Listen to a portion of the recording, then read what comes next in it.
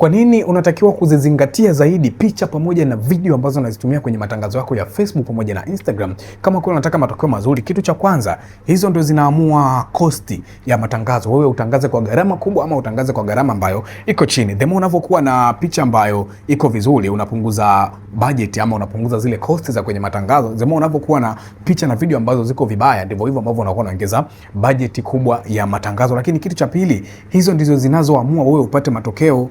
Yani hizi ndio zinazo control hiyo algorithm ya matangazo. Algorithm ya matangazo ndio inayoamua wewe upate matokeo ya namna gani. Kwa mfano, wewe umetengeneza picha ambayo haiko specific, ina ujumbe ambao haueleweki. Maana yake automatically ni kwamba hata watu ambao watakuwa na click hilo tangazo lako ni watu ambao watakuwa hawajaelewa kabisa hilo tangazo, watakuwa si watu ambao wanaweza kawa interested moja kwa moja, kwa sababu umeshachanganya ujumbe na algorithm inaangalia nani ana respond vizuri kwenye tangazo ili iweze kuangalia anayefuata awe ni nani kwenye hilo tangazo lako. Maana sasa kama ueleweki, ndio hivyo algorithm itakuwa ina detect tofauti kabisa. Wewe unapata watu ambao wanakuja kuulizia tofauti na watu ambao wanakuja kununua, na algorithm ina push zaidi kwa watu ambao wana click hilo tangazo, kwa sababu tu hiyo picture pamoja na video ambayo unaitumia haiko vizuri kuweza kukupa matokeo ambayo yako vizuri. Kwa hiyo lazima uhakikishe picha na video ambayo unaitumia ina uwezo wa kuwashawishi watu wakatika action kama hiyo ambayo wewe unakuwa unaitafuta. Ili kujiunga na program zangu uweze kujifunza kwa kina zaidi